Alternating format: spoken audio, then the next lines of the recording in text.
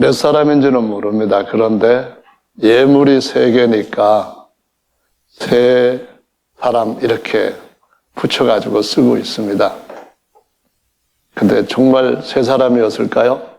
아니면은 더 많았을까요? 박사라고 하는 단어가 복수로 기록되어 있으니까 한 명이 아닌 것은 분명합니다. 그래서 더 이상일 수도 있는데요. 한 사람이 더 많은 예물을 가지고 올 수도 있겠죠. 3가지 이상, 4가지, 5가지. 그러나 3사람이 3가지 예물을 가지고 올 수도 있겠죠. 그러나 중요한 사실은 몇 명인지는 몰라도 복수였고 3가지 예물을 드렸다라는 것입니다. 여기서 동방박사라고 할 때 어느 지역을 가리켜 동방이라고 할까요? 여러분 생각은 어떠세요? 제 생각에는 한국이 아닐까라고 생각을 합니다. 왜냐하면 한국은 옛날부터 동방이라고 하는 말을 많이 들어왔거든요. 예를 들어서 동이족이라고 할 때 같은 동력 동자를 씁니다. 이 자는 중국 사람들은 오랑캐 이런 표현을 쓰지만 원래는 큰 대자에다 활궁자를 써서 큰 화살을 쏘는 동방사람, 그런 의미로 동이족이라고 불러왔습니다. 우리 조상이 동이족이라고 알려져 있는데요. 중국에서는 예전부터 한국을 동방예의지국이라고 불렀답니다.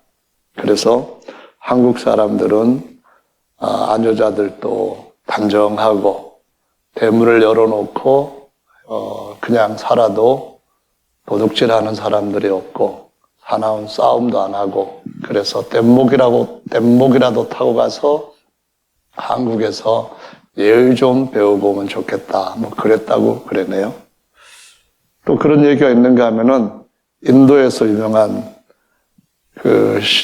타고르라고 하는 사람이 한국을 동방의 등불이라고 표현을 했다고 하는데, 그것은 정확하게 나와 있는 문헌은 또 아니라고 합니다. 어쨌든 간에 동방이라고 하면은 한국을 일컫는 그런 말인 것은 우리 입장에서 보면은 여러 해 동안, 오랫동안 들어왔던 것입니다. 그러다 보니까 한국에서 일어나는 일들이 다른 나라에 심상찮게 영향을 끼치고 있습니다. 처음에 이런 사태가 일어나기 전에, 그 직전에 기생충이라고 하는 영화가 미국에 가서 손안을 떨었습니다. 그런데 기생충에서 바이러스가 나와가지고 이 바이러스가 지금 또 한번 미국을 그냥 엄청 소란스럽게 하고 있습니다. 거기다가 한국에서 만든 그런 영화 킹덤 시즌2인가 하는 그런 영화가 있는데요. 내용은 아마 여러분들이 보신 분도 있을지 모르겠는데, 바이러스에 의해서 좀비가 된 조선시대 때 배경을 이제 스토리로 만들어서, 조선시대를 배경으로 해서 그 스토리로 개봉을 하고 사람들한테 계속 보여주는데, 엄청난 관심을 끌고 있다고 합니다. 거기 보면 참 사진이나 짧은 동영상에도 보면 아주 정말 무시무시한 장면들이 나오는데, 지금 거의 이 코로나로 인하여서 다른 나라에서 일어나고 있는 일들이 거의 비슷한 모습으로 전개되고 있는 걸 볼 수가 있는데요. 그러다 보니까 한국의 문화 중에 낫이라든가 갓 같은 것도 세계 여러 나라에 알려지는, 거기에다가 방탄소년단이라든가 이런 애들이 또 영향을 쫙 끼치다 보니까 한국에 대한 여러 가지 새로운 관심도가 높아지는 국제적 상황을 이루고 있다고 합니다. 거기다가 요즘은 상케이 신문에서, 일본의 한겨신문에서 오늘 뭐라고 나왔는가 하면은 한국의 코로나 진단 키트가 세계 100여국에서부터 수출을 해달라는 콜을 받고 있다. 뭐 그런 얘기를 하면서 자기들은 요구를 했는데 우리가 한국의 것을 좀 사와야 된다. 뭐 이런 얘기를 한다고 하고요. 세계에 뭐 100몇 개, 20여 개 나라가 한국에다가 진단 키트라든가 여러 가지 다른 코로나 장비들을 지원을 해달라, 팔아달라 뭐 이렇게 한다고 하는데 청와대가 요즘은 제2의 콜센터가 되었다고 농담도 하고 있습니다. 이런 여러 가지 것들을 보면은 정말 동방이라고 하는 말이 한국이 확실하다고 믿어도 될까요? 그건 아니겠죠. 정말 동방에서 빛을 발하려고 한다면은 사도적인 진리의 말씀이 온 세계에 사망과 어둠의 그늘에 갇혀있는 자들에게 전해질 때에 비로소 동방의 등불이라고 하는 그러한 세상에서의 일컬어졌던 이름이 명실공히하게 등불이 될 줄로 믿습니다. 원래 성경에서 동방이라고 하는 단어는 창세기 2장 8절에 나옵니다. 하나님이 동방의 에덴의 동산을 창설하시고 그 지으신 사람을 거기 두시고, 그래서 이 어떤 지역을 방향을 가지고 가리킬 때는 그 말을 하는 사람, 글을 쓰는 사람이 어디에 있느냐에 따라서 동서가 달라질 수가 있습니다. 그래서 창세기를 기록한 모세가 동방이라고 하나님의 말씀을 듣고 기록한 것은 역시 처음에는 에덴 동산을 창설하셨던 곳임을 알 수가 있습니다. 여기에서부터 강들이 4개 흘렀다고 하니까 그 강들 중에 홍수 이전에는 4개가 다 흐르고 있었습니다마는 노아의 홍수 이후에는 2개가 사라지게 됩니다. 발원했던 에덴 동산이 어딘가도 지금은 모르는 상태인데요. 남아있는 강은 2개의 강입니다. 하나는 유프라테스 강이고 하나는 히데겔 또는 티그리스 강이라고 불리는 이 강인데요. 이 2 강의 사이에 있는 땅을 비옥한 땅이라고 해서 아주 그 고대 문명이 가장 크게 발전했던 곳이라고 알려집니다. 그래서 이것을 양강 지역이라고 해서 메소포타미아라고 하고요. 거기에서 문명이 발달한 것이 전 세계로 또 퍼져나갔다고 하는 것도 이렇게 알려져 있는 사실입니다.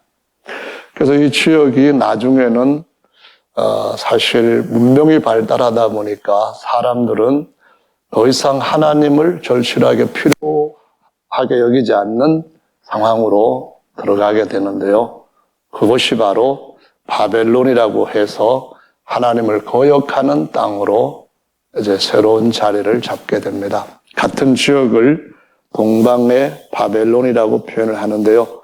창세기 11장 2절의 말씀에 보면은 니므롯과 또 하나님을 대적하는 무리들이 하나님을 다 떠나서 자기들이 하나님의 모든 간섭을 피해서 자기들의 원하는 대로 자기들의 방법대로 살아가자고 해서 큰 도시에 탑을 건축을 하게 되는데 이것을 동방으로 옮겨가서 신할 평지에서 그 일을 했다라고 말씀합니다. 이것이 창세기 11장에서 언어를 혼잡하게 하시고 전 세계로 여러 영토로 하나님께서 이 바벨론의 그런 하나님을 대적하는 사람들을 흩어버린 인류 역사를 보여주고 있죠. 그러고 난 뒤에 또 동방에 대한 얘기가 창세기의 말씀에 가보시면은 야곱이 발행하여 동방 사람의 땅에 이르렀다라고 말씀합니다. 야곱이 형의 위협을 피해서 외삼촌 집으로 갔는데 그 지역이 바로 아람 민족이 사는 지역이었고, 이 아람 민족을 다른 말로 하면은 수리아 또는 시리아라고 불리는 곳입니다. 그래서 창세기 31장 53절에 보면은 야곱의 외삼촌이 이런 말을 합니다. 아브라함의 하나님, 그 다음에 나홀의 하나님, 그 조상들의 하나님, 이렇게 말하는데요.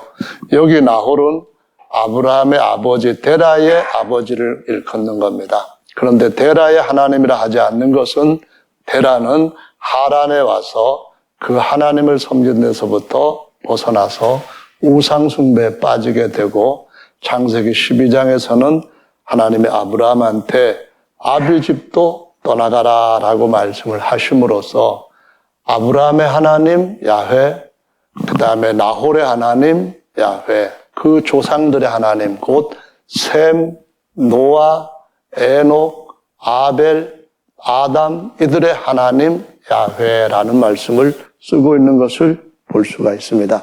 그래서 쭉 아브라함이 옛날 살던 그 고향 아람 땅이 동방이라고 일컬어졌다는 것을 볼 수가 있고요. 이 땅은 나중에 바벨론을 거쳐서 메데 페르시아도 그 지역을 중심으로 국가를 형성하고 세계에 영향을 강하게 끼쳤던 것을 볼 수가 있습니다.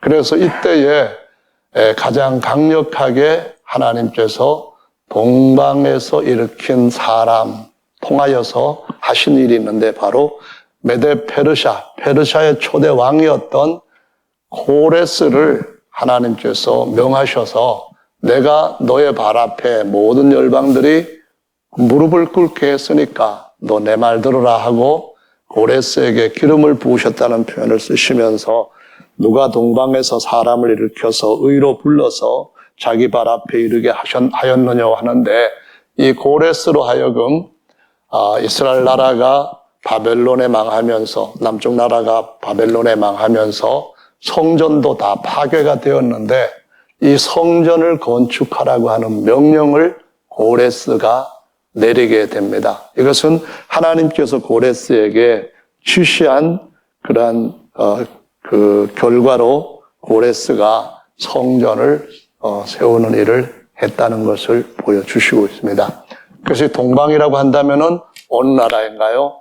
바로 옛날 아브라함이 살고 있던 땅이라는 것을 기억하시면 되겠고요. 하나님이 아브라함을 거기서 불러내셨는데 이들이 우상 숭배를 하다 보니까 하나님이 바벨론에게 망하게 하셨습니다. 그 동방의 제국이었던 바벨론에게 망하게 하시면서 하나님이 다시 바벨론을 멸망시키고 뒤를 이은 페르시아 파사의 고레스로 하여금 성전을 세우게 하는 일을 한 것을 볼 수가 있습니다. 그래서 동방에서 왔다 하는 말은 옛날 바벨론, 다음에 페르시아 이 지역에서 왔던 박사들이라고 하는 말인데요. 헬라어로 이 박사라고 하는 말이 마고스의 복수인 마고입니다. 그래서 이 마고스는 나중에 어떤 것이 되냐면은 영어로 얘기하자면은 그러니까 마술사 그런 의미로 주로 쓰이게 되었는데요. 그러다 보니까 동방에서 마술사들이 와가지고 숭배를 했다 하는 말은 이것은 우상 숭배를 했다고 하는, 우상 숭배를 하는 자들이 와서 했다고 하는 그런 일이니까 아기 예수께 숭배를 하는 것은 잘못된 것이다라고 여호와 증인들은 얘기를 합니다. 그런데 사실은 이 박사라고 하는 신분의 사람들이 점성가도 있고 또 마술사도 있고, 그러니까 마귀의 힘을 따라서 능력을 행하는 자들입니다. 뿐만 아니라 모사와 같은 자들, 흔히 박사라고 불리는 자들도 같이 있었던 것을 볼 수가 있습니다. 능력을 행한다고 하는 의미에서 보신다면은 출애굽기에 보시면은 하나님께서 모세와 아론을 보내셔가지고 애굽에 재앙을 내리기 시작하는데 이 재앙을 처음 시작할 때에 바로가 박사와 박수를 불러다가 그들도 그와 같이 하게 합니다. 그래서 뱀이 생기게 되고 피가 되게 하고 하는 그런 일을 애굽의 박사들도 하는 걸 볼 수가 있는데요. 이것은 마귀의 사단의 능력에 따라서 거짓 기적을 행하는 겁니다. 진짜 기적은 기적이지만은 진리의 기적은 아니다라는 말씀이에요. 나중에 적 그리스도도 엄청난 기적을 행하지만은 진리를 위한, 진리의 하나님에 의한 기적은 아니라는 것을 의미하는 것입니다. 그 다음에 이어지는 말씀에서도 쭉 보시면은 여호수아가 그 술사 발람을 처형을 했다는 말씀을 여호수아서 13장 22절에서 볼 수가 있습니다. 이 단어는 가삼이라고 하는 히브리어를 번역을 한 것인데 뜻은 예언자라고 하는 의미로도 쓰이고 그 다음에 점치는 자, 복술하는 자라는 의미로도 쓰입니다. 처음에 발람은 하나님의 이상을 보는 사람이었습니다. 하나님께서 그에게 엄청난 입의 권세까지도 더하여 줄 정도로 하나님과 아주 깊은 신앙을 갖고 섬기던 사람이었는데 그런데 어느 때부턴가 세상에서 유혹을 받고 그때부터는 거기에 마음이 돌아가면서 결국에 가서는 하나님의 뜻을 저버려서 거짓 선지자라고 불리는데요. 그를 술사라고 부르는 것은 사실은 나중에 변했기 때문에 그와 같은 의미로 쓰였지만은 본래 의미는 예언자라고 하는 의미가 맞는 것입니다. 그런데 이 예언하는 사람들도 역시 박사, 술사 이런 자들 가운데 같이 포함되는 것이었고요. 특히 다니엘서에 보시면은 바벨론 나라 때와 그리고 메데 페르시아 나라 때 그때 활동을 했던 다니엘의 이야기가 나오는데요. 이 다니엘의 이야기에 보면은 왕이 특별히 왕의 가장 가까이서 섬길 수 있는 뛰어난 사람들을 거느리고 있었던 것을 볼 수가 있습니다. 거기 보시면은 다니엘서 1장 20절에 지혜와 총명이 온 나라 박수와 술객들 가운데서 10배나 나은 사람 다니엘이라는 표현을 씁니다. 그러니까 다니엘을 얘기할 때도 점치는 사람 아니었거든요. 뿐만 아니라 어떤 복술하는 사람, 매직을 하는 사람 아니었거든요. 그런데도 불구하고 박수 또는 박사들을 함께 묶어가지고 왕의 어떤 정책이라든가 아니면은 장래에 일어날 일에 대한 대비하는 거라든가 이런 것들을 잘 할 수 있는 사람들을 세워서 그런 그룹들이 있었는데 그 그룹들 중에 하나가 바로 다니엘이라고 하는 말을 쓰고 있습니다. 요즘 외국에서도 우리나라에서 숨은 영웅이 있다 그런 얘기를 하는데요. 그 중에 한 사람이 그 뭐라고 하는 질병 그 본부장이죠. 이 사람이 전에 그 메르스인가 그때 사태로 인해 가지고 그냥 정치적인 목적으로 정치적인 희생 제물로 경질이 될 뻔했는데 특별히 그것을 막아 가지고 그때 경험을 했던 걸 가지고 미리 대비를 해서 오늘날 다른 선진국들은 지금 죽을 지경인데 한국은 그와 같지 않은 상황으로 제 다른 나라의 방역에 모범이 되고 있고 또 여러 가지 방역하는 그런 물품들도 엄청나게 많은 주문을 받은 상태로 이렇게 안정적인 그런 대비를 했다고 하면서 이 사람이야말로 정치적으로 자기 어떤 나서는 것 하나 없이 자랑하는 것 하나 없이 칭찬이나 이런 걸 바라지 않고 전적으로 국민의 건강을 위해 가지고 희생하는 사람이다 그러면서 마지막 멘트에서 뭐라고 했는가 하면은 한 2달 이상을 거의 제대로 잠도 못 자고 머리가 허해질 정도로까지 수고를 하는 걸 보고 기자가 물었답니다. 요즘 건강은 어떠시냐고 잠은 어떻게 좀 주무시냐 했더니 1시간 이상은 잡니다. 이렇게 대답을 했다고 하는데요. 이런 사람들이 사실은 있었기 때문에 어떤 다른 어려운 일이 있었어도 그것을 잘 슬기롭게 지낼 수가 있었는데, 바벨론 시대 때도 어려운 일들이 쭉 있어 왔습니다. 그럴 때마다 그 어려운 일들을 미리 대비하는 사람이 필요했습니다. 애굽 시대에도 장차 어려운 일이 오고 있었습니다. 그런데 그것을 하나님이 왕한테 알려주어도 왕은 그걸 알지를 못합니다. 느부갓네살도 모르고 애굽의 바로도 모릅니다. 그런데 그럴 때에 하나님이 요셉한테 그걸 알게 해주심으로 많은 사람들의 생명을 구원하게 합니다. 그래서 요셉은 고난을 통과하고 난 뒤에 이스라엘 백성들뿐만 아니라 애굽과 주변의 많은 사람들을 굶어 죽는 데서부터 구할 수가 있게 되었죠. 바벨론 때에도 마찬가지로 잘 키워놓았던, 하나님과 관계를 잘 맺고 있었던 다니엘이 있었고, 또 다니엘의 세 친구들이 있었기 때문에 바벨론의 어려운 일들을 미리미리 막을 수가 있었던 것을 볼 수가 있습니다.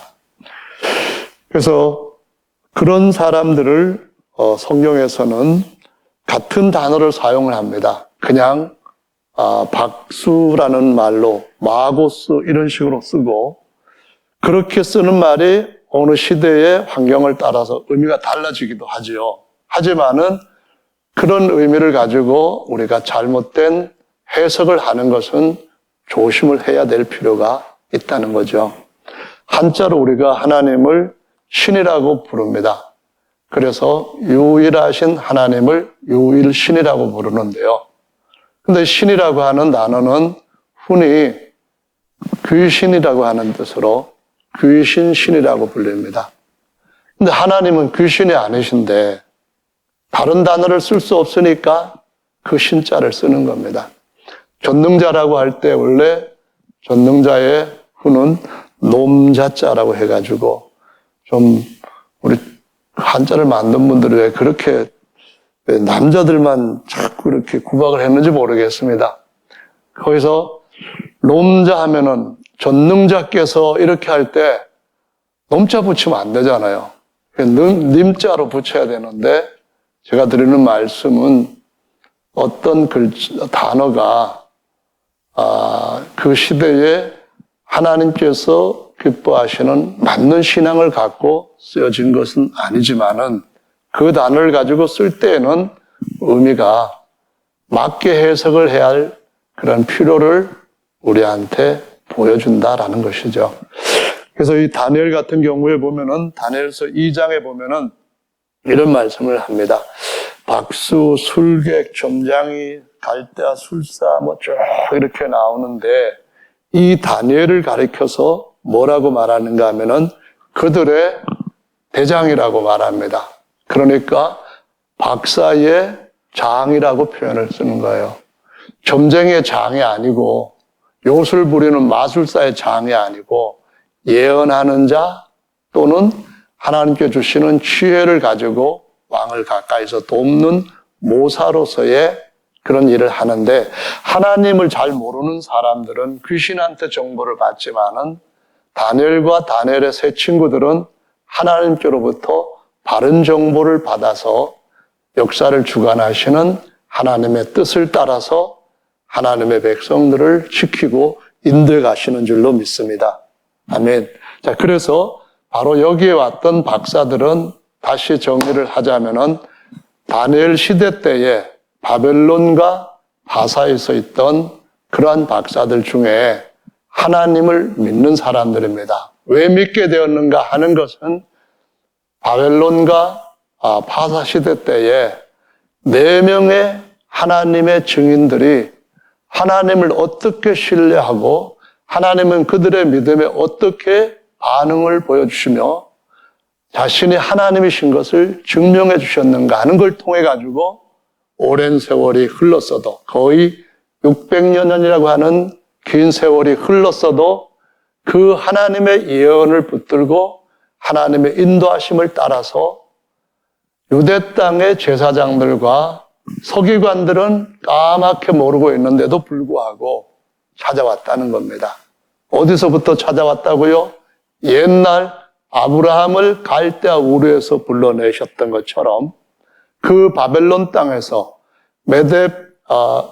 그 페르시아가 있던 바로 그 옛날 아브라함의 조상들이 살았던 그 땅에서 먼 여행을 해서 베들레헴에 옛날 아브라함이 하나님이 가라고 지시한 그 땅까지 왔다고 하는 데에 우리가 이 배경을 아는 것이 하나님은 역시 자신을 진실하게 믿는 사람들을 어느 시대나 두셨고 붙들고 계시고 사용하셨다라는 사실을 확인할 수가 있다는 것입니다. 아멘. 그래서 이 별을 보고 왔다고 하는데 오늘날도 우리가 성경을 읽을 때에 너무나 많은 사람들이 그냥 이 물질적인 세계 안에 일어난 현상이나 원칙만 가지고 하나님의 말씀을 해석을 하려고 합니다. 이것은 실수를 언제든지 할 수 있다는 것을 의미하는 거죠. 성경에서 별이라고 할 때에 몇 가지 것을 볼 수가 있어요. 그래서 그 중에서 어떤 의미인가 하는 것을 우리가 선택을 해야 됩니다. 욥기 38장의 말씀에 보시면은 하나님께서 욥한테 하신 말씀이 있는데 하나님이 천지를 창조하실 바로 그때에 새벽 별들이 함께 노래하였고 하나님의 아들들이 다 기쁘게 소리하였다라고 말씀하고 있습니다. 새벽 별이라는 말하자면은 아침에 다른 어떤 별보다도 밝게 뜨는데 이것이 잠시 후에는 해가 뜰 거다라는 것을 알려주는 별이라는 거예요. 그래서 금성이라고 말하고 이 별은 어느 한 방향을 정확하게 항상 변함없이 가르쳐 준다는 겁니다. 그래서 이 새벽별이라고 하는 것이 욥기 38장의 문장상으로는 천사들을 가리키는 것임이 틀림이 없습니다. 그래서 이 천사들을 가리켜서 별이라고 표현을 하는데요. 이사야 14장 말씀을 12절부터 14절까지 말씀을 읽어보시면은 이렇게 기록을 하고 있습니다. 너 아침의 아들 계명성이여 라는 말씀을 합니다. 아침의 아들, 그러니까 하나님의 아들들이라고 했는데 새벽 별이라고 했던 것과 같이 명칭을 혼합시켜서 표현한 것입니다. 거기에 뭐라고 했는가 하면은 내가 어찌 하늘에서 떨어졌으며 너 열국을 높은 자여 어찌 그리 땅에 찍혔는고 라고 하는 말씀을 하시면서 내가 하늘에 올라 하나님의 뭇별들과 별들 위에 내 보좌를 높이리라 내가 북극 지폐 산 위에 좌정하리라 했다. 하지만 너 가장 높은 구름에 올라 지극히 높은 자와 비기리라 했다. 하지만 하나님이 허락하지 아니하셨다라는 말씀을 하시므로 여기에서도 사탄을 빗대어서 새벽별, 계명성이라고 말을 하는 걸 볼 수가 있습니다. 다시 말하면은 천사들을 가리켜서 선한 천사 또는 타락한 천사들을 별이라고 비유하는 것을 볼 수가 있다라는 말씀이에요. 근데 이렇게만 되어 있는 게 아니고요. 이사야가나 사도행전의 말씀에 보면은 이스라엘 백성들이 광야에서 몰록의 장막과 신 레판의 별을 받들었으며 그 앞에다 절을 했다. 이렇게 말씀하고 있는데 이것은 하늘에 있는 어떤 별들을 보면서 그 별들한테 이름을 붙이고 그 신을 숭배한다는 겁니다. 이방인들로부터 따온 일주일의 각 날짜에 이름이 있습니다. 그래서 일, 월, 화, 수, 목, 금, 토 이렇게 할 때 7날짜 모두가 다 이방인들이 별과 로마인들이 그 별에 신의 이름을 붙여가지고 사용을 했다는 것은 다 알고 있는 사실입니다.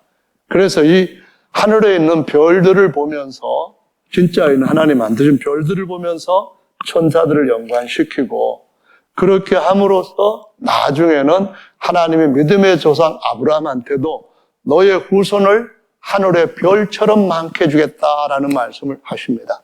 다니엘서 12장의 말씀에 보면은 많은 사람들을 의의 길로 인도한 사람들은 하늘의 별처럼 영원히 빛날 것이다 라고 말씀도 하고요. 뿐만 아니라 성경에서는 7 사자들을 가리켜서 교회 7 사자들을 7 별이라고도 말씀하시는 것을 볼 수가 있습니다.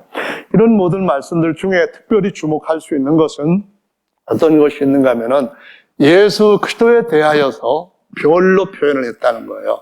그래서 보니까 뭐라고 했는가 하면은 민수기 24장 17절에 발람이 한 말이 있는데요.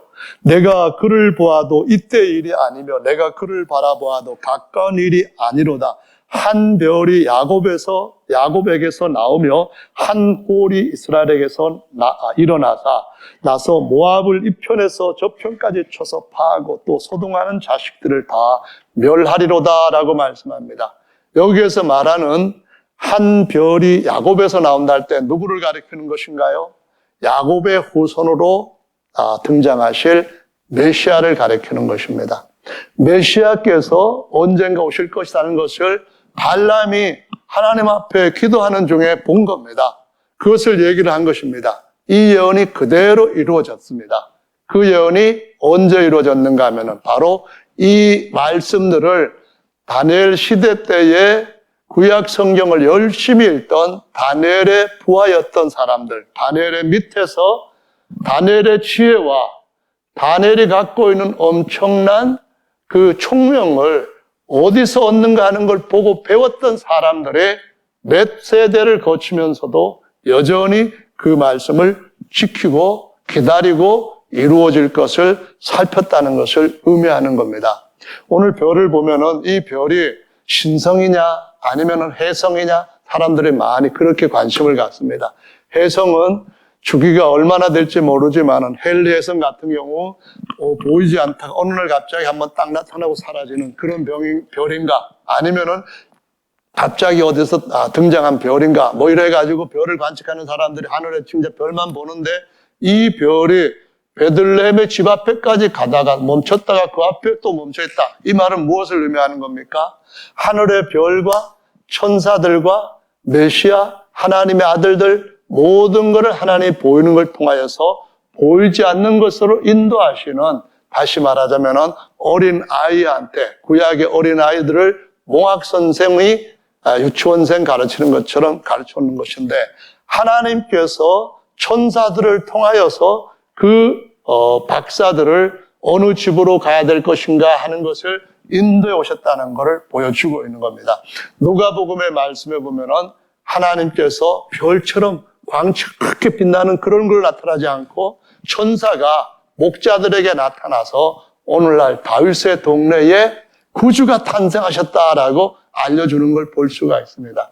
그래서 옛날에 하늘을 바라보며 하나님의 말씀을 바라보며 언제 이 말씀이 이루어질 것인가를 유심히 살폈던 하나님의 말씀을 찾는 사람들, 따르는 사람들한테 하나님이 천사들을 통하여서 인도해 오셨다는 겁니다. 광천하는 별처럼 그들 앞에서 그 길을 인도하셨다는 겁니다.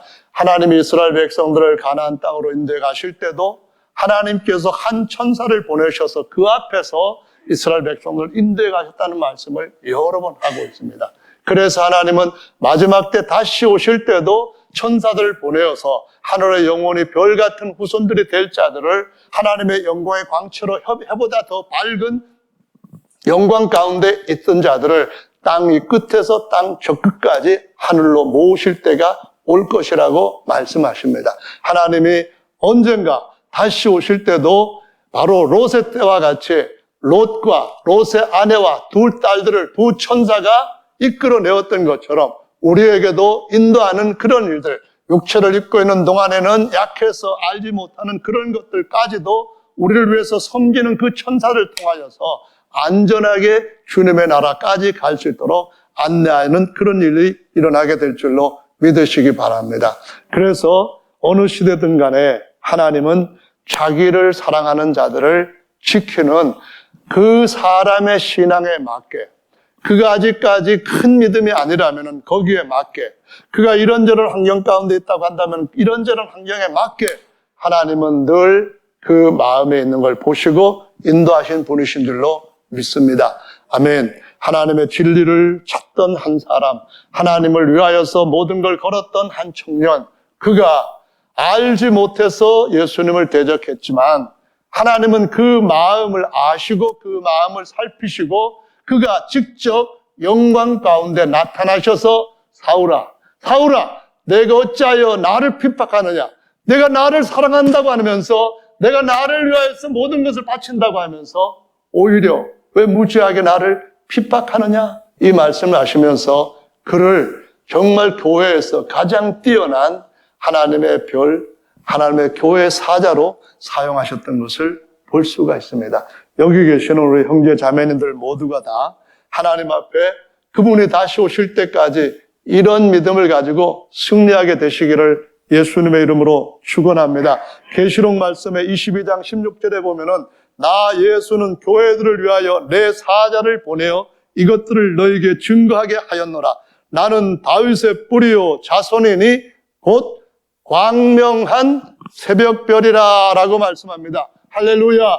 베드로 후서 1장 19절의 말씀에 보면은 옛날에 베오나산상에서 하나님께서 정말 가까이 사용하셨던 제자들 있잖아요. 하나는 베드로, 요한, 야고보 이런 자들한테 예수님의 영광 형사로 나타나셨는데 그 나타났던 경험보다도 더 믿을 만한 것이 있다고 말씀하시면서 이것이 뭐냐면은 확실한 예언이 있어 어두운 데 비치는 등불과 같으니 날이 새어 샛별이 너희 마음에 떠오르기까지 너희가 이것을 주의하는 것이 옳으니라 라고 말씀합니다. 하나님의 이 말씀을 우리가 그대로 따라가고 있다고 한다면은 우리는 영원한 광명의 새벽별을 맞이하게 될 줄로 믿으시기 바랍니다. 주님께서 그렇게 사람들을 이끌어 오셨던 것 같이 오늘날도 주님은 실패하지 않는 하나님이신 줄로 믿습니다. 할렐루야. 한번 보십시오. 하나님께서 이스라엘 백성들을 어떻게 불러내셨습니까? 아브라함을 갈대우르에서 불러내셨던 그 하나님, 그 백성들이 하나님을 진실하게 따르지 못하자 결국은 애굽에 400년 종살을 하게 됩니다. 400년 종살이 4대 만에 나올 것이라고 그 말씀하셨는데 그 처절한 노예 사례에서도 하나님의 약속이 이루어질 것을 기다리는 사람이 있었습니다. 그 사람이 누군가요? 바로 레위 지파에서 나왔던 요게벳이라고 하는 여자입니다. 그 여자가 레위 지파의 아들과 같이 결혼을 하게 되고 그 결혼을 통하여서 아들이 태어납니다. 그 아들과 딸 아니면 딸과 아들이 태어났는데 그들이 바로 미리암이요 또한 아론이요 또한 모세라는 말입니다. 하나님께서 그 암흑기에도 하나님의 말씀을 그대로 붙들었던 그 사람들을 부르시고 복되게 하셔서 이스라엘의 최고의 선지자로 사용하셨던 것을 볼 수가 있습니다. 우리에게 확실한 예언의 등불 같은 것이 있습니다. 어둠을 밝히는 이 어둠을 이기고 나갈 수 있도록 우리에게 주신 안내하는 인도하심이 있습니다. 그것이 무엇입니까? 이스라엘 백성들을 한번 보십시오. 40년 동안 광야에서 수많은 사람들이 죽어갑니다. 똑똑하다고 하는 수많은 군대가 광야에서 전부 다 시체로 돌아갑니다. 그런데 하나님의 그 많은 기적을 보지도 못했던 사람 중에 특별히 발람과 연관되어 가지고 하나님을 대적했던 한 족속이 있었는데 바로 모압 족속입니다. 모압의 왕 발락이 하나님 앞에 그 백성을 대적했기 때문에 하나님께서 모압 족속은 영원토록 하나님의 총에 들어오지 못할 것이라고 못을 막아버렸습니다. 그런데 어떤 기적도 경험하지 못했던 사람, 주위의 사람들로부터 몇십 년 후에 그냥 얘기를 듣고 그 신분도 사람들 볼 때 정말 천했다고 할 수 있는 라합이라고 하는 여자가 예수님의 조상이 되는, 예수님의 조상의 할머니가 되는 놀라운 기적의 은혜를 체험하는 것을 볼 수가 있습니다. 왜 그렇습니까? 이것은 바로 하나님의 말씀이 우리의 길을 인도해가는 등불이기 때문에 그런 줄로 믿으시기 바랍니다.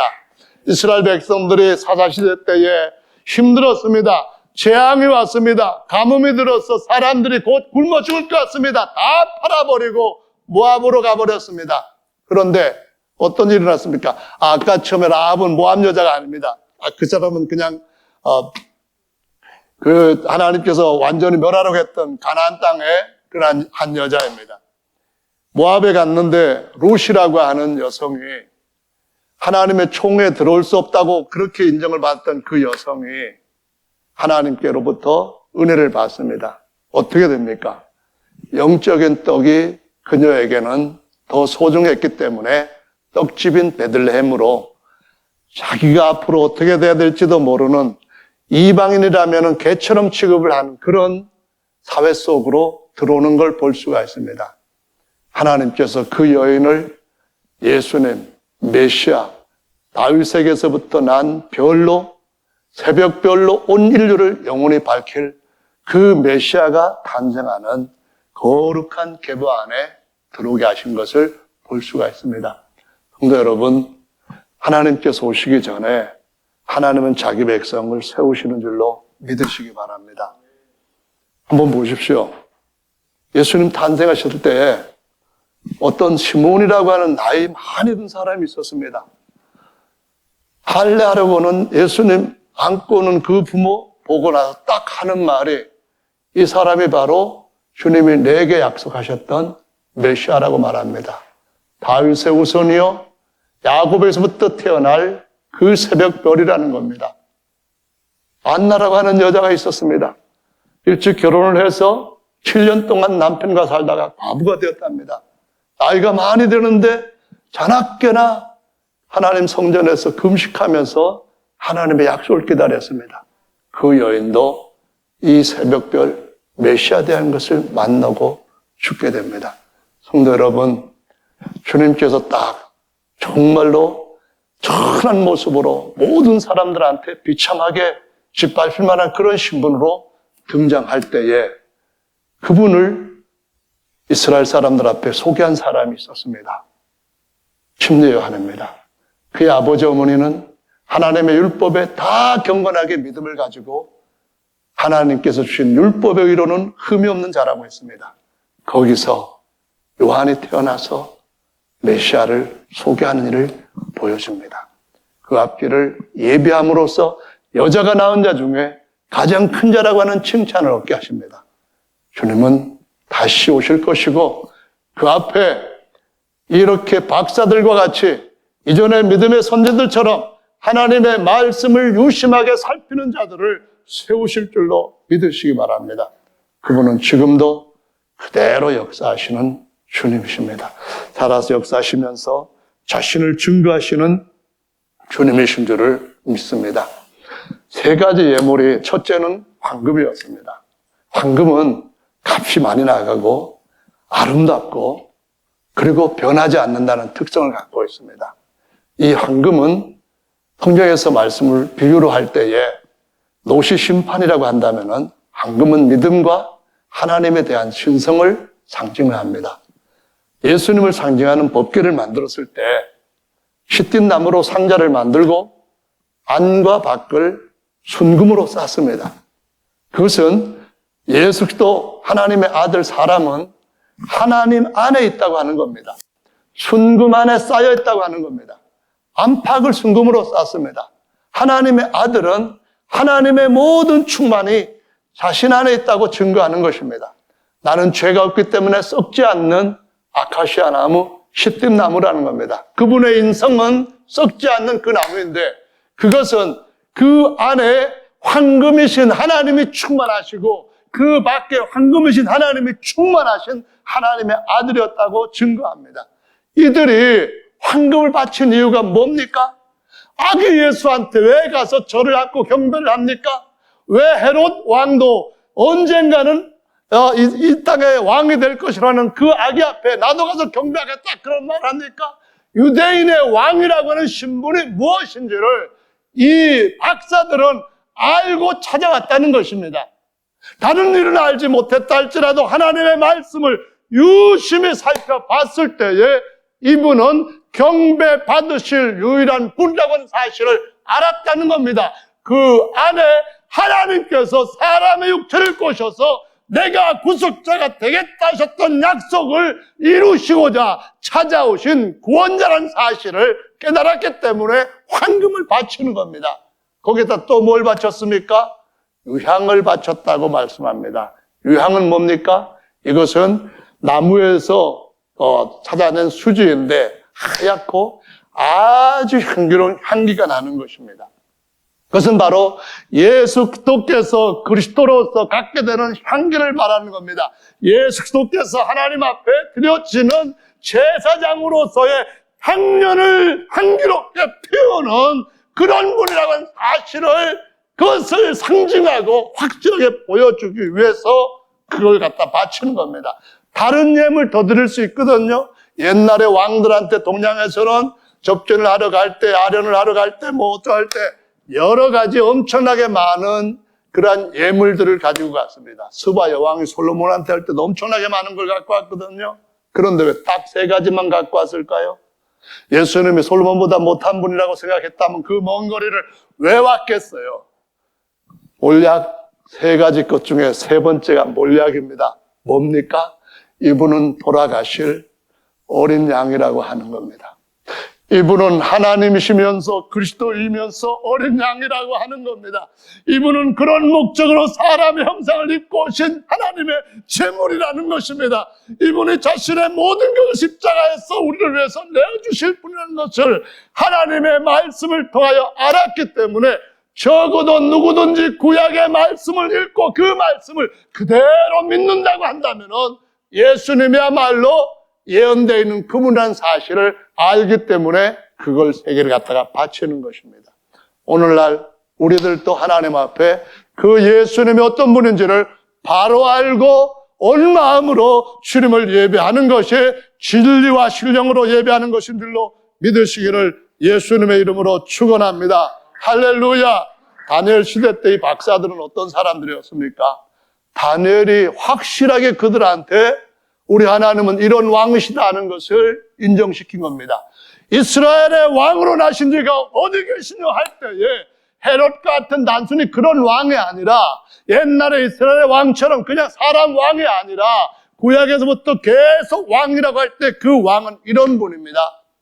하나님께서 사무엘을 선지자로 주시면서 아직까지 왕으로 이스라엘 백성들한테 누구도 세울 계획을 가지고 나타내시지 않았을 때에 이스라엘 백성들 저들이 먼저 우리도 이방인처럼 왕을 세우게 해주십시오 하고 사무엘한테 대듭니다. 하나님이 사무엘한테 말씀합니다. 저들이 너를 반대하는 것이 아니라 내가 저들의 하나님 왕이심에도 불구하고 내가 저들의 왕 되는 것을 싫어서 하는 것이니까 허락을 해봐라 이렇게 말씀합니다. 성도 여러분, 그 사무엘에 가셨던 말씀의 이후에 쭉 보십시오. 특히 시편에 왕이신 나의 하나님은 영원토록 왕으로 통치하시는 하나님, 그 말씀들이 넘쳐나고 있습니다.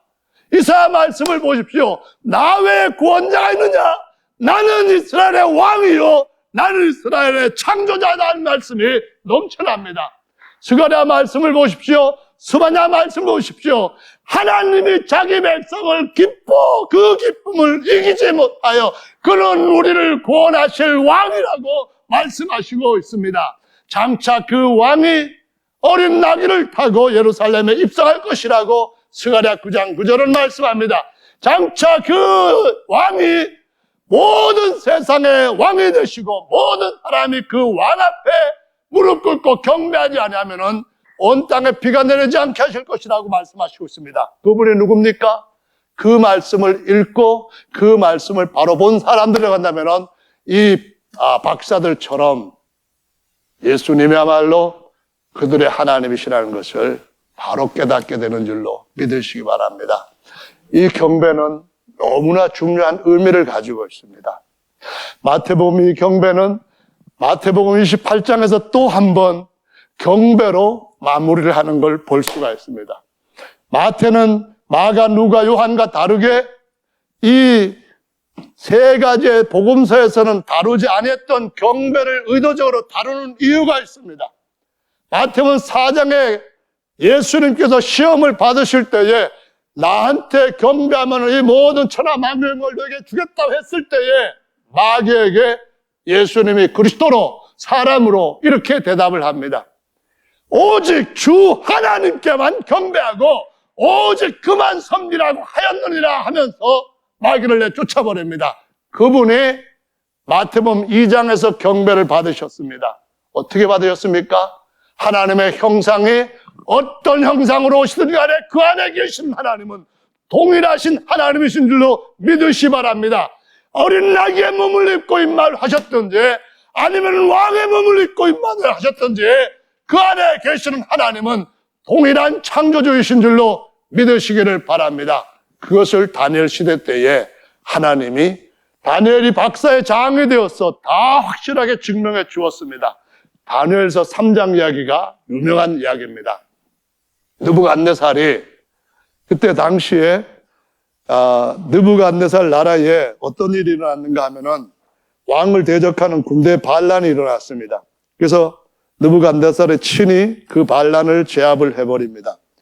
제압을 해버리고 난 뒤에 모든 관리들한테, 고위 관리들한테 그 큰 신상을 세워놓은 평지로 다 모이게 해가지고 절하게 합니다. 2장의 말씀 보면은 다니엘의 꿈을 회복하고 난 뒤에 다니엘은 왕궁의 아주 핵심 참모로 자리를 잡게 되고 다니엘의 요청을 따라서 다니엘의 세 친구들은 지방의 관리로 이렇게 배치가 되어서 가게 됩니다. 왕이 모든 사람들한테 충성맹세를 하게 하기 위해 가지고 그 앞에 절하게 할 때에 다니엘이 없었던 이유는 나라가 혼란스럽기 때문에 아마도 그것을 믿을 만한 사람들한테 맡게 되는데 그 사람은 다니엘밖에 없었다고 여겼기 때문에 왕궁에 있더라 하는 말씀처럼 왕궁에 듭니다.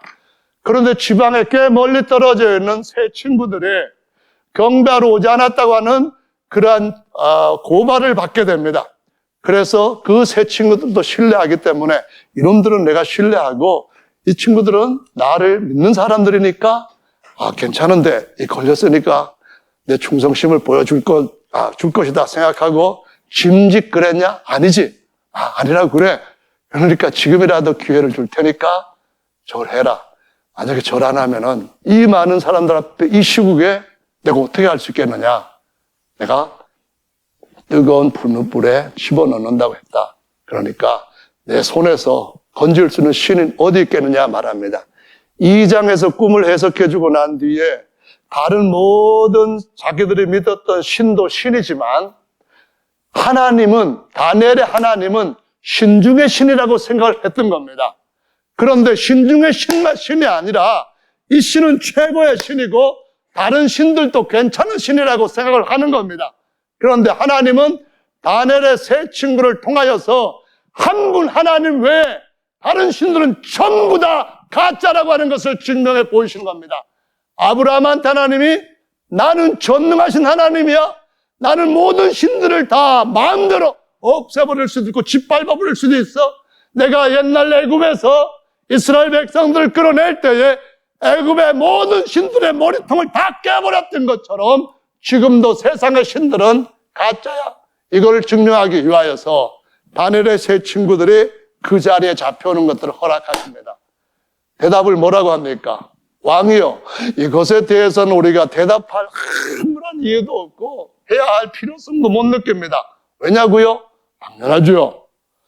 우리가 이 신이 아닌 것들한테 신이라고 절하면은 우리의 하나님을 얼마나 욕되게 하는 것인지를 우리는 잘 알고 있기 때문에 못합니다.